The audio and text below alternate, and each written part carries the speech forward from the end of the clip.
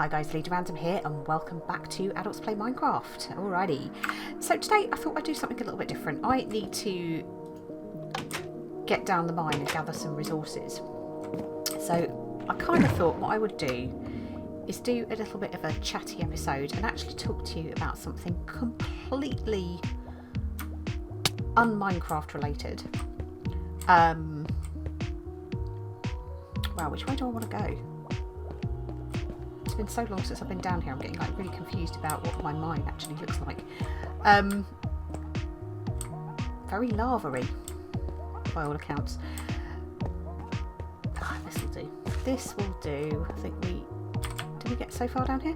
But yeah, I want to talk to you about something that is completely, that's going to bug me because it's not even completely un-Minecraft related, but kind of topical for the time.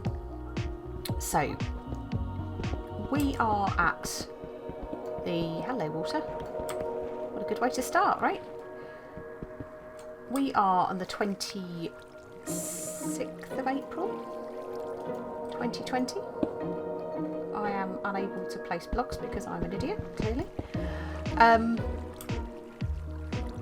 And the world is a very, very strange place right now.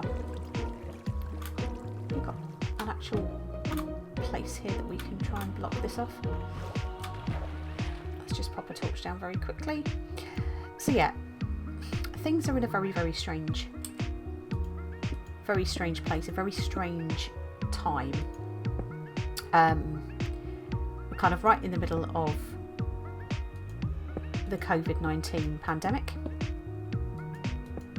which is having a huge impact on businesses. I don't think there's anybody who can say that they've not been affected in one way or another. This is probably not one of my better ideas, is it? But yeah, I don't think there's anybody who can honestly say that they've not been affected by COVID-19 in one way or another. Let's just abandon this tunnel. Let's just abandon this. We're going to hit the same problem, unfortunately coming back the other way, but hey, not a problem. But yeah, bigger businesses are probably a little more able, shall we say, to sort of weather the storm. Smaller businesses, on the other hand, it's a lot more difficult for them. So we are quite actively involved, I would say, in the chili community. So some of you may have seen a few posts. Hubby and I actually have a separate YouTube channel which we sort of do chili products, chili sauce reviews, etc, etc. And we've got a great community of fellow chili heads and producers and sort of various other people who get really heavily involved, and we have chili festivals and we have sort of chili competitions. We do challenges, so all sorts of sort of crazy chili eating competitions or various chili products, and you actually have sort of products which are competition products. So you've got stupidly hot chocolate bars which contain sort of stuff like Carolina Reaper and scorpion peppers, you know, effectively, you know, some of the hottest chilies in the world incorporated into, albeit extraordinarily hot but extremely tasty chili products. You've got death nut challenges, you've got corn chip challenges, which are coated with like the powders of some of the hottest peppers in the world, and all sorts of things. But it's actually such a vibrant community. There's so many people that it kind of appeals to, that, you know, it's become such a massive community for friends. You know, the sauces that we all love, they're all made in the most part you're talking artisan sauce makers, you're talking, you know, people who started off maybe as sort of hobbyists. That's interesting. I don't know how that happened. But yeah, like hobbyist sauce makers who, you know, have gone on and they've actually now, this has become sort of their full-time job, as it were. But of course, these are small lifestyle businesses. You know, these are people who sort of pour their heart and soul into what they make. They pour everything, you know, their money, their savings, etc. It's all gone into creating this small business. And this is all great. You know, usually you've got sort of plenty of local markets. You know, you've got chili festivals that really start to sort of kick off in the UK, and obviously around the world. You've got different times because of the, you know, the different seasons. So sort of Australia are kind of starting to approach winter. They've just sort of been, I say not in the middle, but they're kind of 2/3 of the way through probably their peak chili season. You sort of America, New Zealand, Canada, sort of Europe, the Netherlands. You know, so many people spread across such a... Do I want to silk touch this? Let's silk touch this. We'll get the... Oh, and here's the water again. Let's just try and block that up for the moment.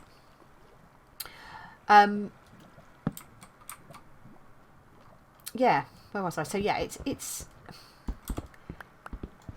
a worldwide obsession. It's not just sort of left down to sort of the bigger countries. So,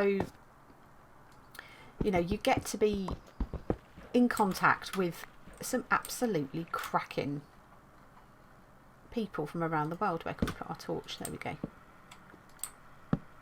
Great big water cave, but we've got some iron, which is good. Let's see if we can just temporarily block ourselves in a little bit just while we gather some of these resources. But yeah, you know, we've been really lucky. We've made some absolutely fantastic friends through this. But things are starting to get tough for those producers. You know, the challenge is now these chili festivals and the markets and all of the things that they would normally go to and normally sell their products at, they're just not happening.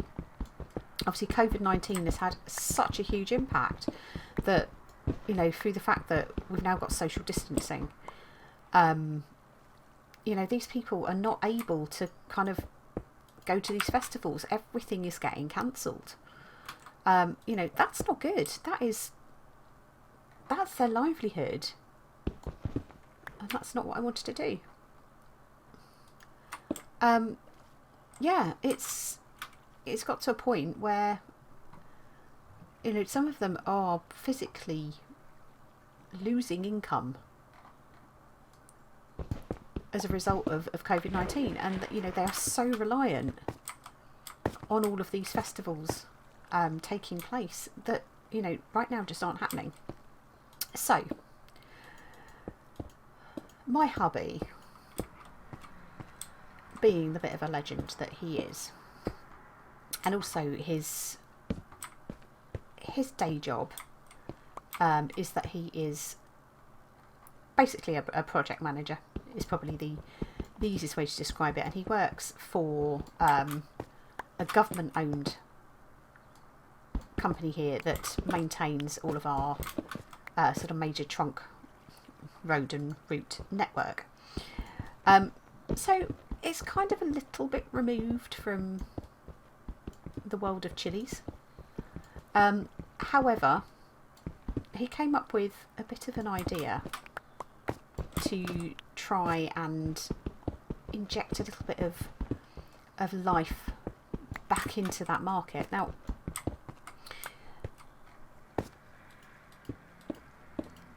we live in a very virtual world. I mean, hey, look, I'm sitting here right now playing in a virtual world with people, albeit I think, yeah, it is only just me on at the moment, but I'm playing in a virtual world and in a community of people who are purely connected by this online community. And that's amazing. Don't want the redstone. That's fantastic. I have made some absolutely fabulous friends. There's some people that I've known for a little while now, but these are all people that I would class as my friends, and these are friends that I wouldn't have made had I not had the benefit of being exposed to this virtual community. And obviously sort of social distancing has brought in, a whole new range of ways where people have started to be able to contact each other. So people are getting a lot more comfortable. So people that are maybe not as familiar with sort of the technology side of things have started to get a bit more comfortable using sort of what was deemed as social media type applications. So Zoom, I know sort of work, we've now started really using Microsoft Teams a lot more. We were a massively office-based company, but we're trying to find ways of sort of making what we do work using technology. Most of the people that we talk to as part of the festivals, all of our Facebook groups and everything like that, we do this online. We talk to each other pretty much every day, but it's done online. But do we think that these people are any less friends of ours than, anybody else that we might come into contact? Absolutely no. We probably talk to these people more often than we talk to anybody else. So, it's phenomenal. So hubby being hubby, kind of thought, well, we're not getting the festivals. The festivals aren't happening. Physically, we cannot go to chili festivals, and this is so damaging for those producers who are so reliant on sort of those kinds of outlets to actually move their products. Yeah, a lot of them do have websites, but the bulk of their sales are not online sales. It may be from repeat customers, but the majority of their customer base and the bulk of their sales will happen through these sort of weekly or monthly markets. They'll happen through these festivals throughout the chili season, or various sort of food festivals in their local area. It's a global obsession, but it's a very local market. People buy locally. So if you go to a festival or a market near you, you're likely to buy from those producers that are located near you. You're aware that there are other people out there. You might sort of have that brought to your attention if you're sort of a member of various groups, etc. But you tend to shop local. So hubby kind of thought, well, why would it not work to actually hold a virtual chili festival? So the idea being that we use a platform, so StreamYard, for example. StreamYard's the platform that we chose to go with. And you use StreamYard, you can bring in up to 6 people. You've got a lobby that you can have people waiting. Basically, he spent 3 or 4 weeks, in addition to kind of doing his day job, and incidentally actually being in a new role, and trying to learn his new job whilst working from home, being completely remote from his new team, though he's worked for the same company for a number of years now. 13 years it's got to be now, I think. But he's in a new team, but he ploughed all of his spare time into organising this. Now this is something that actually just started off for UK producers. However, it grew into a bit of a beast, and ultimately we ended with 20 producers, and these are from the UK, United States, Canada and Australia, and this turned into a 10.5 hour live stream. So hubby was basically hosting this festival. So he was online there hosting everybody, bringing everybody in. All of the producers had time for a pitch. So they came in, they each had a slot. So we started off with the producers in Australia. We then moved through into the UK, and then we moved into Canada and the US towards the end of the day. So this started at just before 10 a.m. UK time. I've got a feeling if I take this block out, I'm going to get all that water come down, aren't we? Oh no. That block we are though, aren't we? Yep, thought so. Let's just pop that there for the moment. We'll see if we can get a little bit further underneath. I'm not so worried about collecting the redstone, if I'm honest. Yeah, there we go. There's our little point there. So let's just block that off, and we'll call that quits at that point. But yeah, every producer had a slot. They got an opportunity to get their stalls set up. Now, for some of these guys, it's the first time that they've been able to actually put their stalls and pitches up. Now, these were set up in their back gardens. They were set up in sort of maybe their business premises if they were able to get there. But the majority of these guys were actually, from home with their families, and it was great to actually see them with their families and their families being there as well. We had cooking demonstrations, we had challenges. So people from within the community came on, and where normally they would live stream their challenges to the chili groups, they were able to live stream it to the world effectively. So what he'd actually created was the world's first online chili festival. It was a lot of hard work. It was a super long day. I mean, to be fair, he did all the planning. The extent of my involvement was pretty much just a case of I was there to kind of stage manage, I guess. So he was there in the main studio. I was kind of in my office and here in the background, coordinating people, making sure that people had plenty of notice before their slots and that they were ready and waiting in the lobby so we could just bring them in as and when their slot happened. We had people joining to do live tastings. So they would join either partway through or at the end of each of those producers' slots.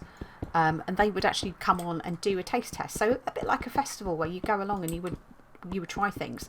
Obviously, for those people watching at home, you're not going to be able to get there. You're not going to be able to try these things for yourself. However, when you've got people there who can kind of do that for you and actually tell you what it tastes like, and these are independent people who will come on and they will give their honest opinion. So these are people from within the community that produces products, and they jump on and they do the taste test. So it was a absolutely mammoth task to get into fruition. However, there's some lava. It was an absolute roaring success. I mean, I'm so happy because having put so much time into it, but it's been so well received by the community. And I think what's nice is the fact that we're going to be able to turn around and say, here is something completely different, totally innovative in a virtual world that worked.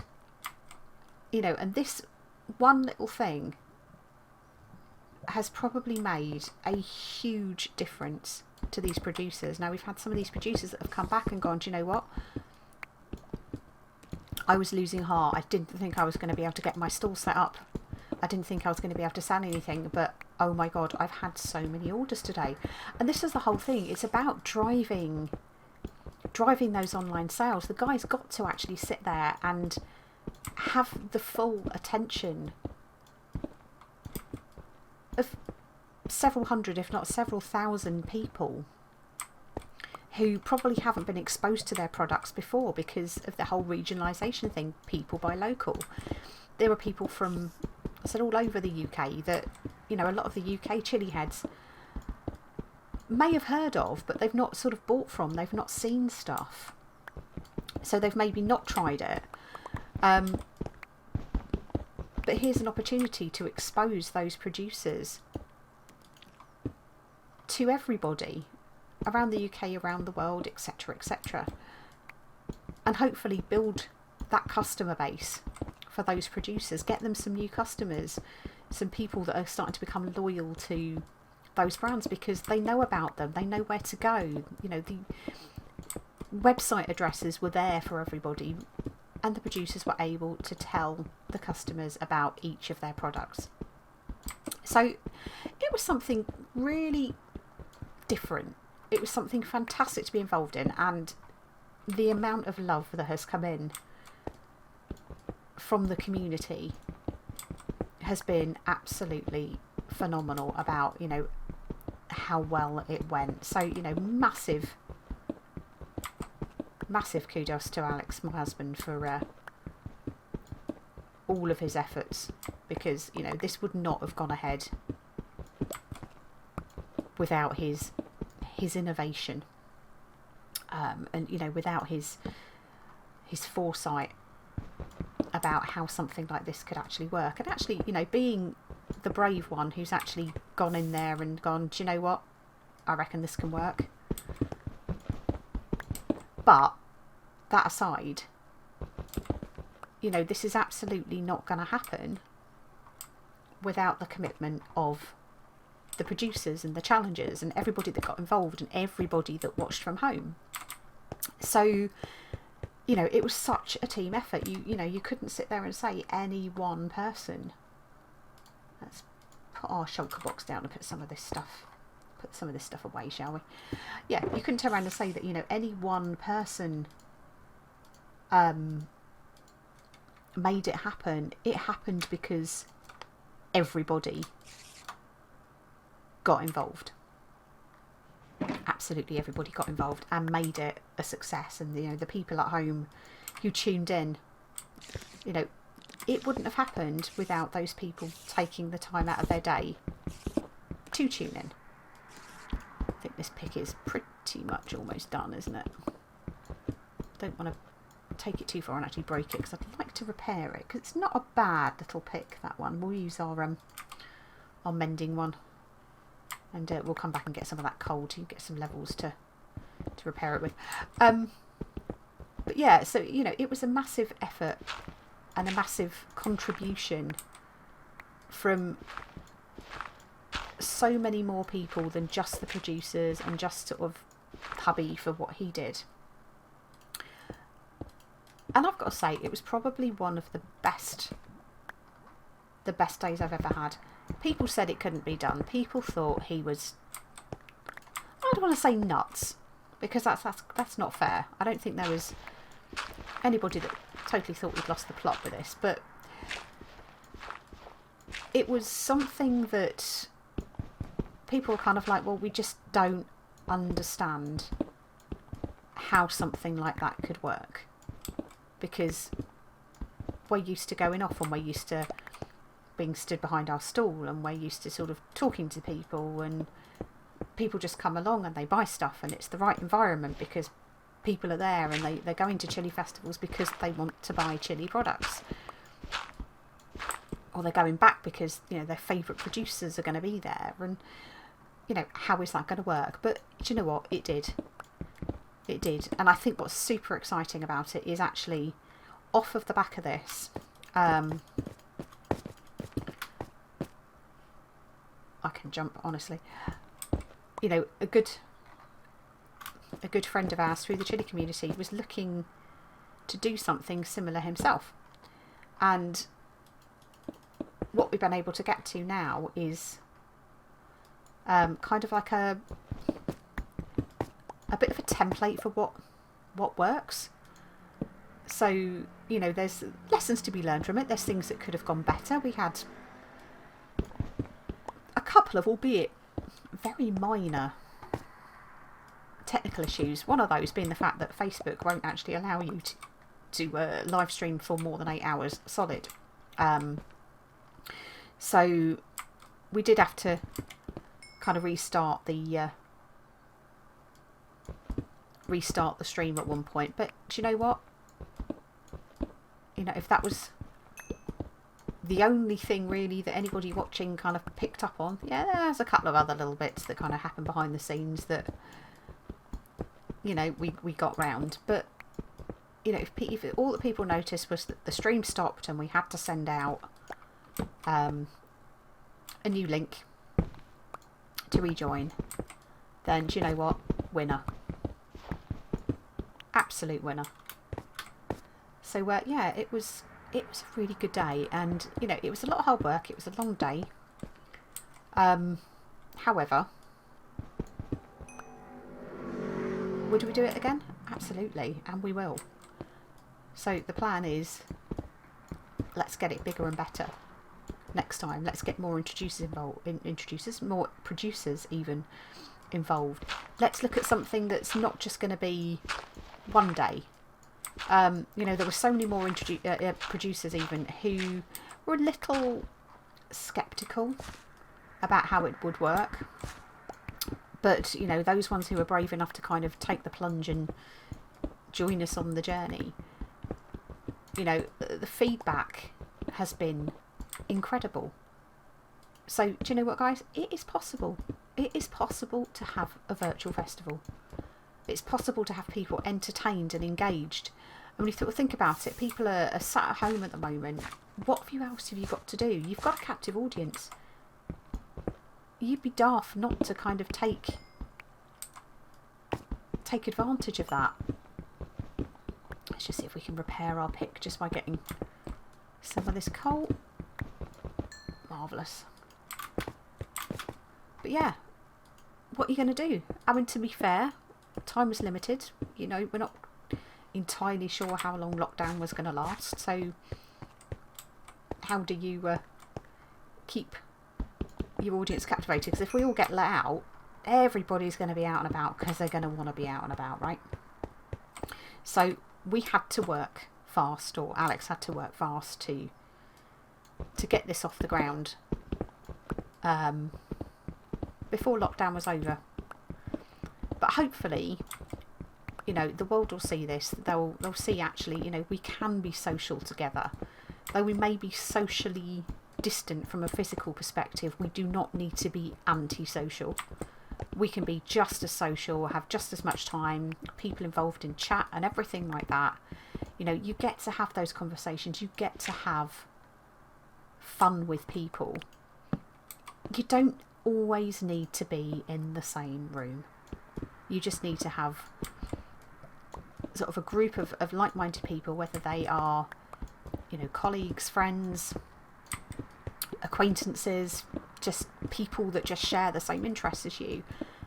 It is possible to have a community and really build on that and actually turn something that's a bit of a wacky concept into reality and really make a difference. Now, we're obviously early days. You know, the producers have all done some offers and things like that, especially for the festival deals, but a lot of them will do offers anyway. So just because the festival's over, it doesn't mean that they won't continue to do offers. So hopefully there's enough there that's going to have attracted more people, that they'll have more customers than they were previously exposed to. Sort of more people that will buy from them going forward. And hopefully they all felt that it was time well spent. You know, there's no pitch fees. It didn't cost anybody who participated, from a producer perspective, anything at all. You know, you're going to have customers who would have bought if they'd gone to a festival. They would have spent money. So nobody is buying anything that they necessarily wouldn't have spent the money on anyway. Because if you went to a festival, because if you like going to chili festivals, you go there because you want to buy stuff. And you want to buy stuff maybe that's a little bit different from the stuff that you've bought previously. And I'm chopping up the coal, not in the way I wanted to. So yeah, you know, you would buy from people that you would go to. You're not going to spend money that you don't have, effectively. But we're all at home. you know, those of us who are blessed, apart from our amazing key workers who are keeping the country running, everybody is at home. They're bored. There's a big cave up here with a creeper. Awesome. I need to empty my inventory again, don't I? I'm just gonna block this up a little tiny bit just while we sort this out.